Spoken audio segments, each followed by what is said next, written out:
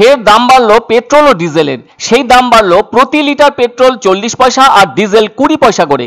আর এই বর্ধিত দাম এদিন থেকে কার্যকর হলো। একথা জানান ওয়েস্ট বেঙ্গল পেট্রোলিয়াম ডিলার্স অ্যাসোসিয়েশনের কার্যকরী সভাপতি প্রসেনজিৎ সেন। 8 মাস পর দু ধরনের জ্বালানি তেলের দাম বাড়লো, কিন্তু কেন এভাবে দাম বাড়লো তা এখনো জানা যায়নি।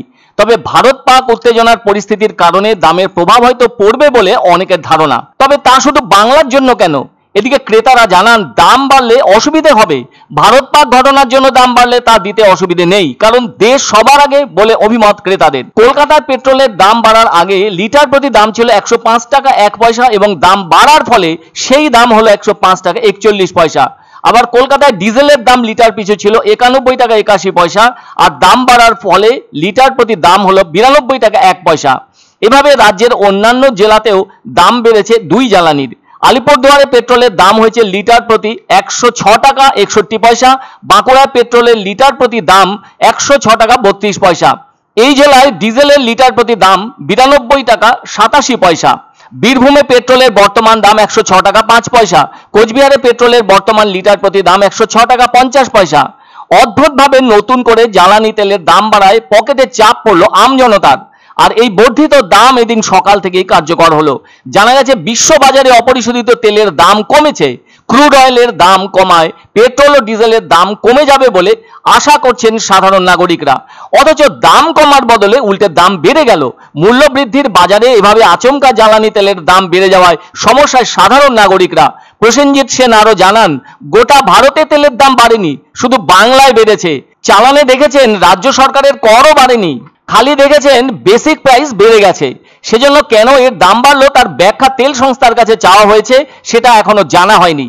কেননা কোনোভাবে জ্বালানি তেলের দাম বেড়ে গেলে তার প্রভাব সবকিছুর ওপর পড়ে, সবকিছুরই দাম বেড়ে যায়। সকলের কাছে একটা ব্যাপারে খটকা লাগছে, সেটা হলো সারা দেশে নয়, শুধুমাত্র বাংলার ভেতরে কেন দাম বাড়লো জ্বালানি তেলের। তেল সংস্থা যতক্ষণ ব্যাখ্যা না দিচ্ছে ততক্ষণ পর্যন্ত জানা সম্ভব হচ্ছে না দাম বাড়ার কারণটি। তবুও যেহেতু দাম বেড়েছে জ্বালানি তেলের, তাতেও বাংলার সাধারণ মানুষকে সব ক্ষেত্রেই গাঁটের কড়ি গুনতে হবে।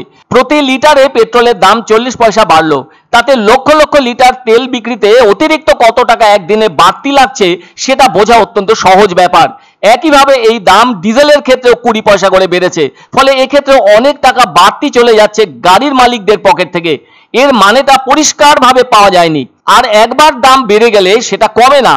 সকলে এটা ভাবছেন বাংলা বাদে দেশের অন্য রাজ্যে কোনোভাবেই 1 পয়সাও দাম বাড়েনি পেট্রোল ডিজেলের। এমনটা কি করে ঘটলো? বাংলা কি ভারতের বাইরের কোনো এলাকা? তা তো নয়। এখন তো পণ্য পরিবহনের ক্ষেত্রে রেলের পরে বেশি চাকা ট্রাক বা এই ধরনের ডিজেল চালিত গাড়ি ব্যবহার হয়ে থাকে।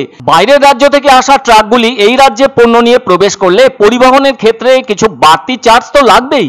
সেই বাড়তি দামের জায়গা বড় ব্যবসায়ীরা তো নিজের ঘর থেকে দেবেন না, তা অদ্ভুতভাবে পড়বে বাংলার সাধারণ মানুষের উপর। সেজন্য অনেকেই রাজ্যের মুখ্যমন্ত্রীর দিকে তাকিয়ে। আমরা ভেবেছিলাম ক্রুড অয়েলের প্রাইস কমছে, পেট্রোল ডিজেলের প্রাইস কমবে। অল ইন্ডিয়া যা খবর পেলাম যে অল ইন্ডিয়া ভারতবর্ষে অনেক স্টেটে বাড়েনি, তো কেন বেড়েছে আমরা অফিসকে জানিয়েছি, জিজ্ঞেস করছি, এখনো ক্ল্যারিফিকেশন আসেনি। এটা খালি বেঙ্গলে বেড়েছে, চাপ বাড়লো। 40 পয়সাটা কম না, 40 পয়সা আজকে বেড়েছে, কালকে আবার বাড়তে পারে।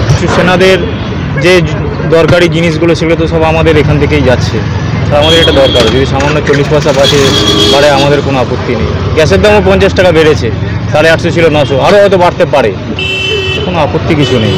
আমাদের দেশের দেশ আগে।